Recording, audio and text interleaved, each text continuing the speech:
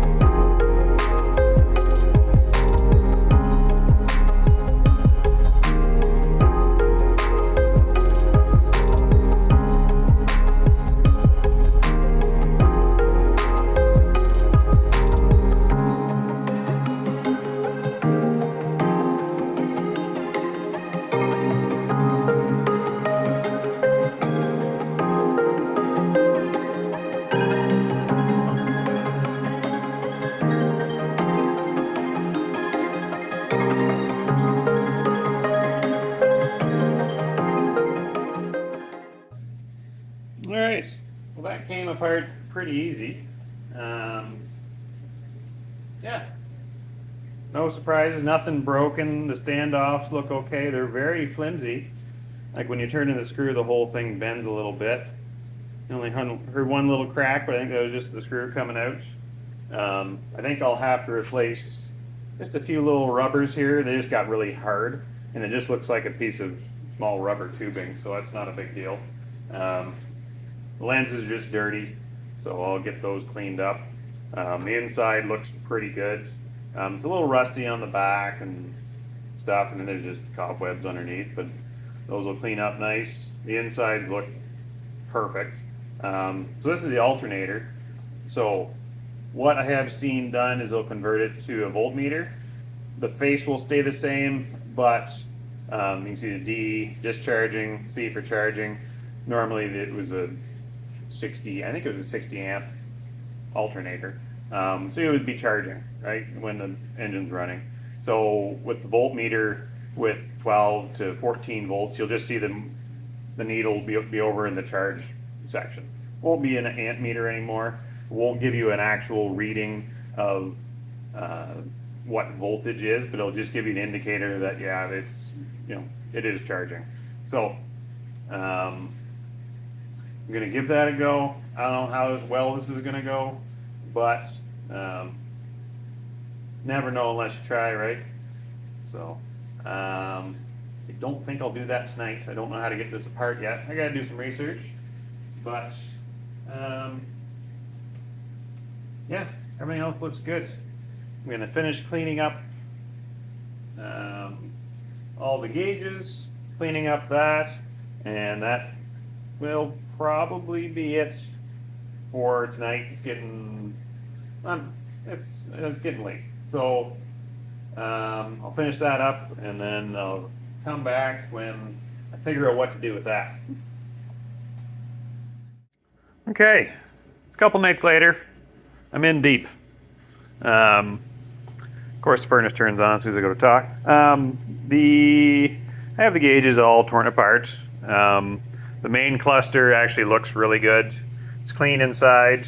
Little light bulb lenses there look good. I don't really feel like taking them apart. I've taken, as you can see, these ones aren't quite as in good a shape. They're a little more yellowed, and there's a little bit of rust. So I'm going to scuff these up and just paint them white. As you can see, it's all, I don't know why it's yellow and this one's kind of white. There's a big color difference. Who knows? But some of the little bulb protectors, as soon as I touched the screw, the little ear came off that holds the screw. So not a huge deal. I'll just have to glue them on. Like normally they're just held in with one screw anyway. I'll just glue them on, epoxy them on or something. Hope for the best. So I did take my ribbon cable off, as you can see. So this is how it would lay on the back of the gauge cluster. So this would be oil pressure gauges here, speedometers in here, and then what's this one? Oh, fuel gauges here, and then temp gauges here. So everything actually looks pretty good. I'm going to just put my meter on, make sure all the traces are good. The only issue I'm going to have is with my Ammeter. Oh, there's an oil pressure gauge. Like the gauge faces look really good. They're nice, they're black, they're not faded or anything. The indicators look really good. The alternator, so is the one I'm just trying to convert. So, you know, there are options. I did some research. There are options. You can take this, you can send it in to a guy in the States. I believe he goes by the name Rocket Man. That's the name of the website. You send in your old gauge, he sends you a new one. It ends up, you know, this would be 12 volts, this is 12 and a half, 13, 13 and a half, 14. So it looks identical. So, but it's $50 US plus shipping each way. So you're looking probably at, well, and that's the US, so it's probably over $100 Canadian. No one sells like an aftermarket one that's already converted. Like you have to send them your old one. It's not a bad deal if you're doing it, you know, do that.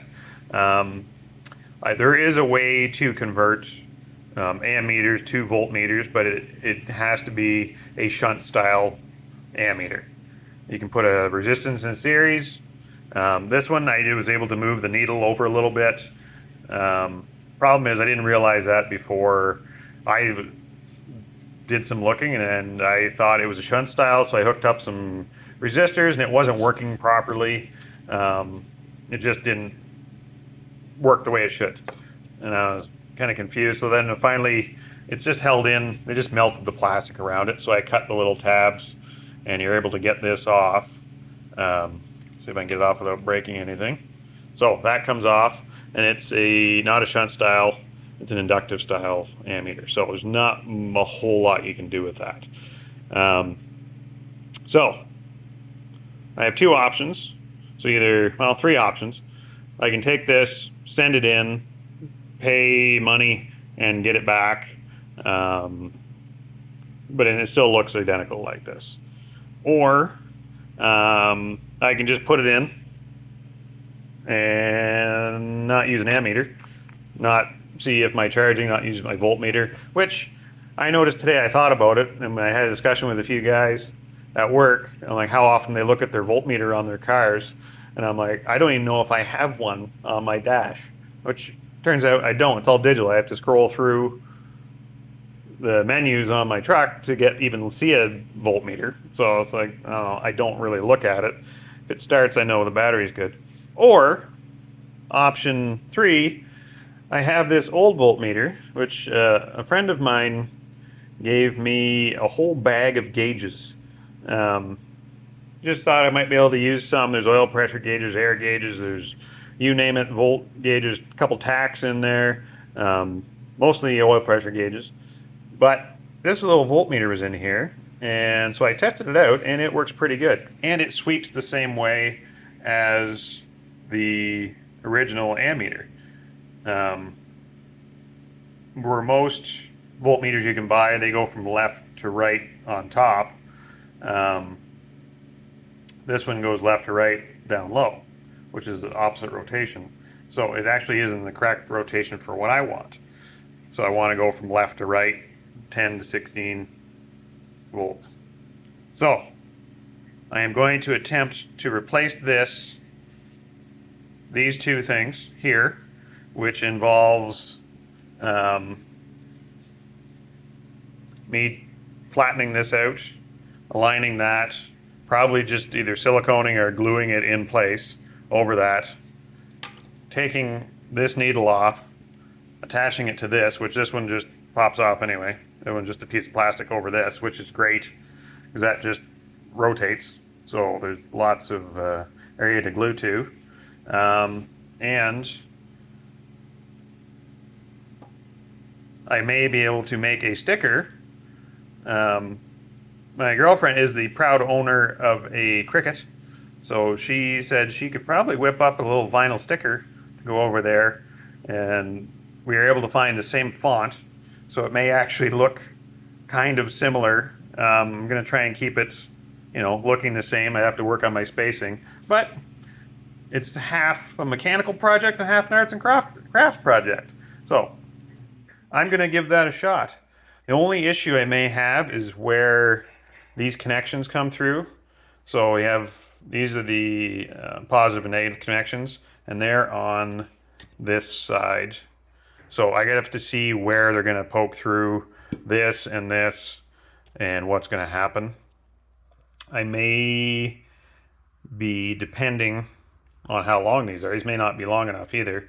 So I may have to, I could just run wires inside if I'm able to keep it on one unit, keep it inside, somehow mount it to that without these going through. Like this, where is it? This goes here, and this goes face down on the back, and then this goes on the back of that. So that's another thing I have to contend with. And this is kind of a shield for a light bulb, so your light bulb goes in there for your turn signal. That's your green turn signal filter there. So I got a little bit of work to do. I'm going to clean up this ribbon cable on the back, make sure it's good first, because if it's no good, I got no gauges at all. So I'm going to do that, and then I'm going to kind of work on this, and once I get kind of situated, I'll bring you back and see if it's going to work or what option I'm going to go with. Okay, so I got this cleaned up. Looks pretty good. Clean up all my coppers, looking way better now. I just used a little fine sandpaper. You can see I labeled all the contacts of where they go. I traced them out. And it lines up with my wiring diagram, which is good.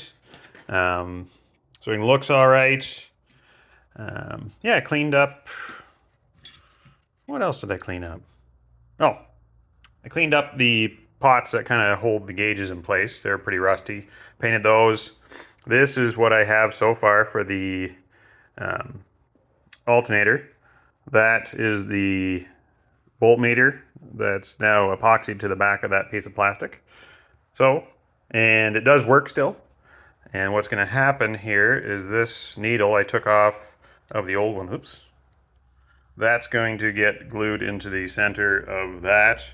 And I just got to figure out, I may still use this depending on where I put, I know if you get it remanufactured, this is 12, 12 and a half, 13, 13 and a half, 14 volts.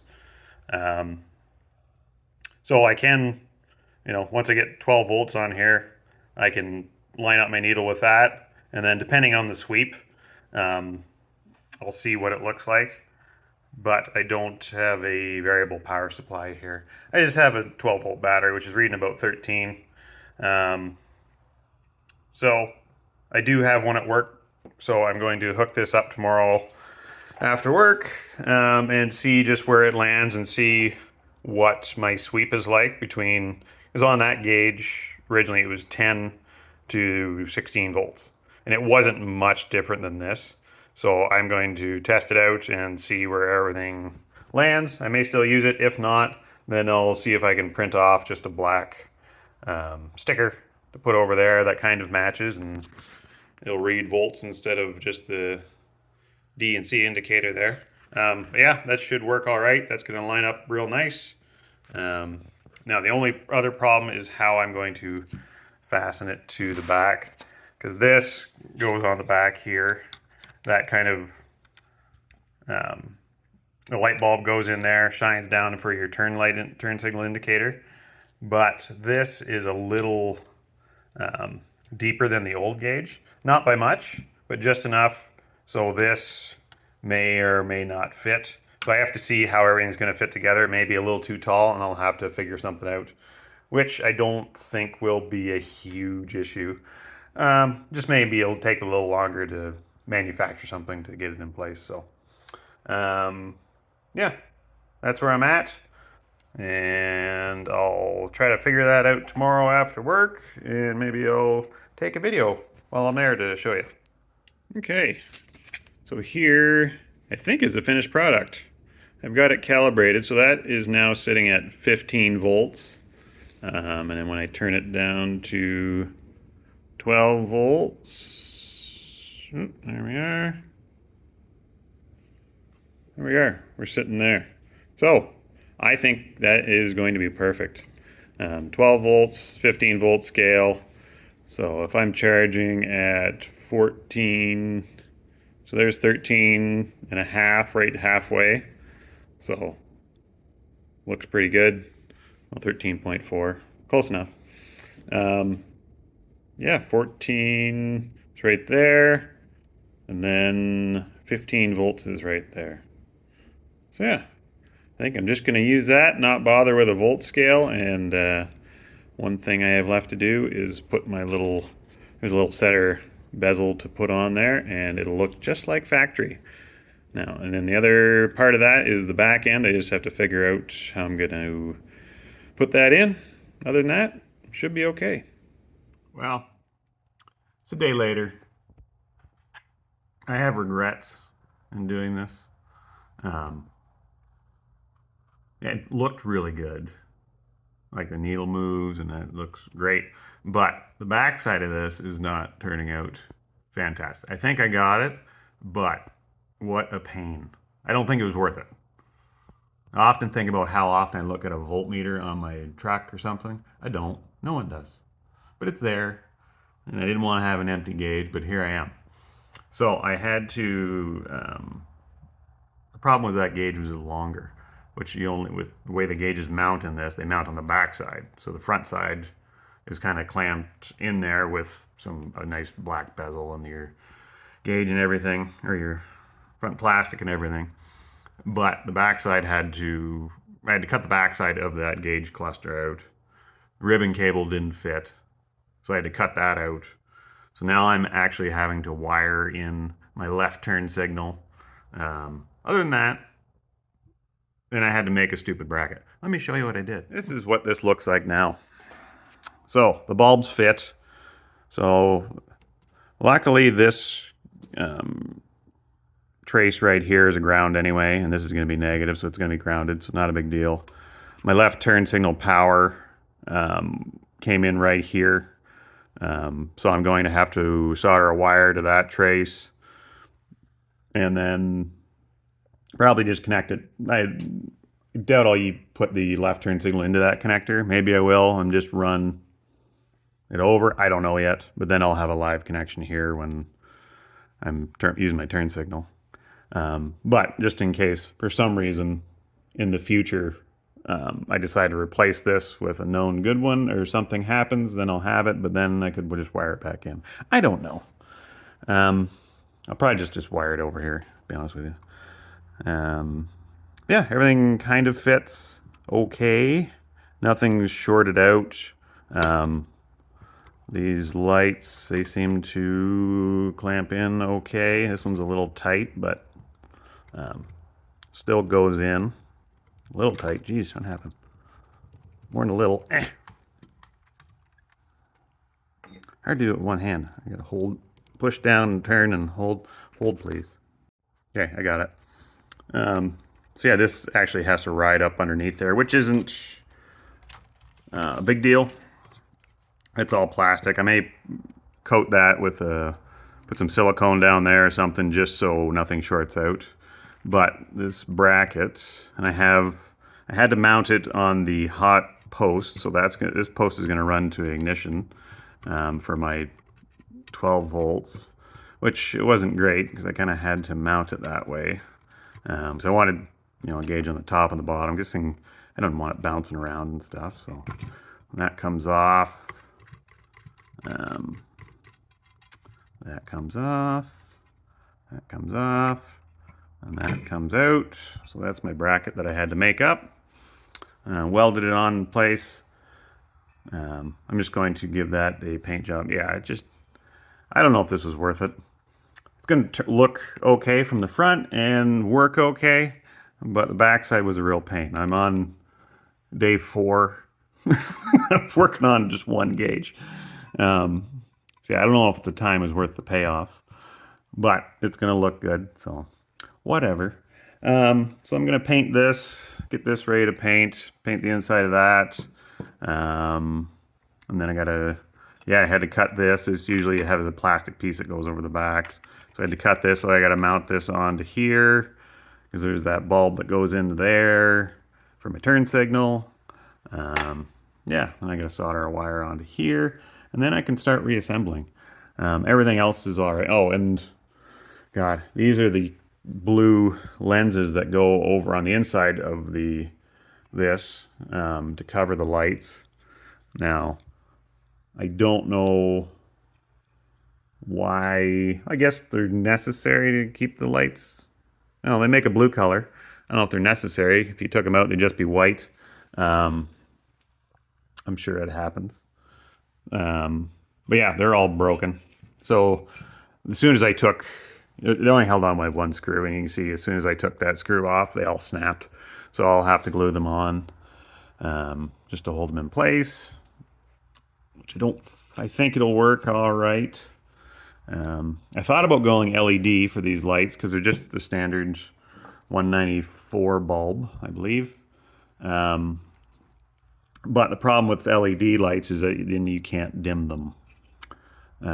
They don't dim well because the only way to dim them was with a pulse width modulator, which I happen to have one, but it wasn't made for this. It was made for another thing. But I'm just going to stick with the 194s for now. Someday in the future, I decide to put on that modulator. I will do that, but for now, I'm just going to put it back the way it is, get it ready, get it painted, put it back together, and get on with life. So I will get all reassembled, and I'll show you how it goes. Okay, well, I have this thing reassembled. I think I've got everything back the way it should be. That would be my oil sender on the back there. All my wiring is done. That's the new wiring harness. So it goes into the original ribbon cable. And these hook into my new wiring. I checked all the lights. I cleaned up all the contacts. All the lights work. Everything looks clean. This is for the voltmeter. That's what end result. This is my left turn signal. I'm going to do something to label that. I ran out of different colored wires, so yeah, so I'm going to flip this around and see if I can feed some voltage to it, and we'll see if we can test some lights. Okay, so here is the front side. It's looking pretty good. I was able to polish the plastic too. Of course, once I get it back, I had everything clean, put it back together, and I got one spot right there of something, which is kind of annoying. But let's try some lights. So this should be, oh, what's this? Brake light switch? That might or may not work. I don't know. No, that's not it. No, that won't work. I'm not sure how that brake light switch is hooked up, so that might not work. I may have to get the other side. What's this? High beam indicator light. Is that gonna work? No. And that should be that little pony right there that should light up. All right, let's try something else. Why is nothing working here? High beam indicator light. Right dash indicator. So that should be that. Okay, I got something going on here. Why? Oh. Is that why? Nope. Something's not right. Hold, please. Okay, I figured it out. I had I'm running everything through the meter so I can just have my test leads there. I had it in the wrong spot. So let's try that again. This may or may not work. That made my, why did that make, that made my voltmeter go. So this should be my voltmeter here. You can see it, so that works. So that's should be 12.5-ish, which seems to be about right because that battery I've been using quite a bit. The brake switch, I'm not sure how that's wired into the system, so that may or may not work. But this should be some type of light. Oh, there it is. High beams. It's fun. I like that. Dash lights. Oh, look at that. They work. I have one bad bulb, maybe. Everything else is working. Oh no, that's working. I think I got one dim bulb. I'm gonna get new bulbs before I install this fully. These were just actually the old ones from, these are 40-year-old bulbs. But they're all kind of working. That's fun. What's that? That was dash lights. What else we got? Right dash signal. So this should do this switch. There we go. Nice and bright. Looks good. Looks like I'm turning. And this one should be left indicator. So that should be this one. And that works. And that's the one I got wired in. So all the lights are working. The brake light switch, I'm still not sure why or how that one is wired in. Gas gauge, so none of these except for the ignition. We might, oh, don't do that. Shorted something out, good. Yeah, voltage right there. So that works. And yeah, I think everything works. Hopefully something works after that. Yeah, so that one makes my voltmeter go for some reason. Yeah, headlights, dash lights, and these lights. There we go. Yeah, so everything works. Hopefully the gauges work. I'm not sure how to test them. I could probably look that up. Yeah, everything's back, so I can install this now if I want. This is done. And I can finally move on to everything else. So, on that note, I'm gonna end this video off here. I think that's enough for one. Yeah, that took, when did I start doing that? Tuesday, today's Saturday. And I finally got just for the 1 gauge. So, a lot of messing around. Looks good. The end result is okay. Just a lot of messing around. We'll find out if it's worth it or not. So, anyways, thanks for watching. If you like these videos, feel free to subscribe. And yeah, we'll see you next time.